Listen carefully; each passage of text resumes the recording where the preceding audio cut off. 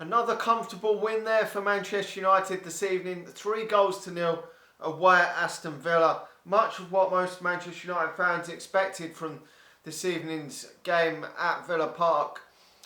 They were going in as the massive underdogs, and in the end Manchester United run out comfortable winners.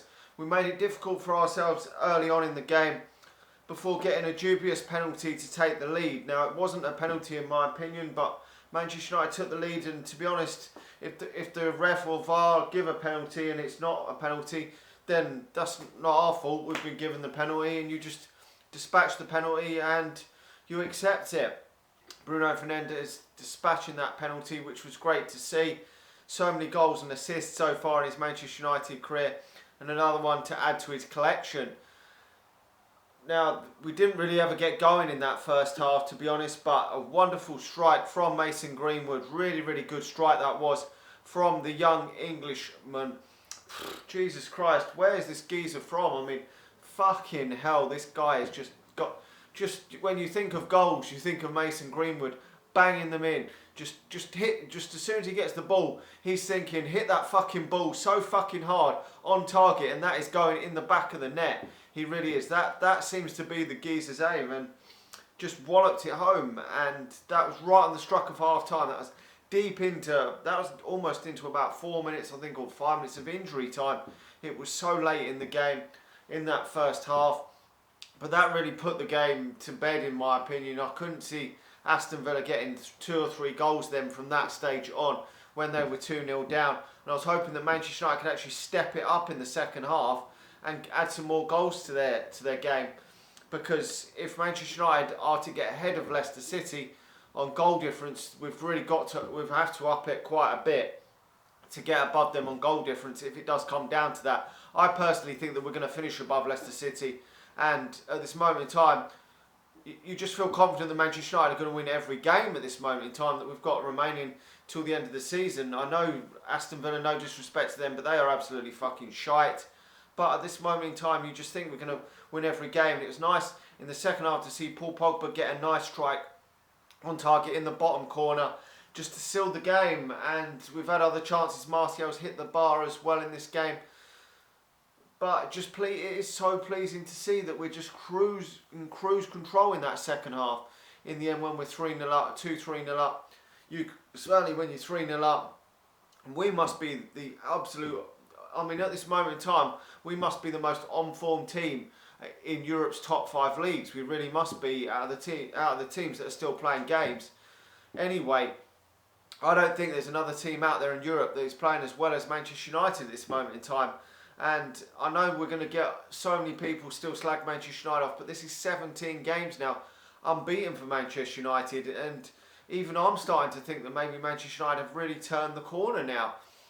Even though, but the only downside is that we're still fucking 5th when we've gone 17 games unbeaten. No, some of these games have been in Europa League and FA Cup and shit like that, but still fucking 5th still. We've got to finish better than 5th this season with the amount of points tally and that we've accumulated over the last four months or so, pre and post this lockdown period.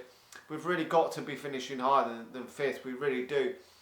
And this period will come to nothing if we don't finish in the top 4 and win at least one trophy this season. It will be seen as an absolute kick in the fucking bollocks. It really will be.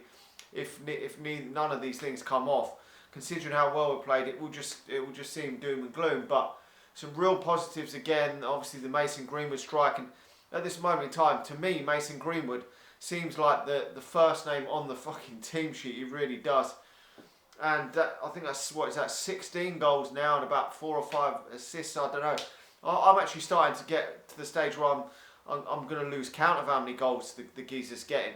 And I did actually say at the start of the season that I thought if he got game time, if he could get regular game times under Solskjaer, that I thought that he would score goals. And he's actually proven that. And I didn't think that he was going to end up with 16 goals in about 20 starts. I really didn't think that.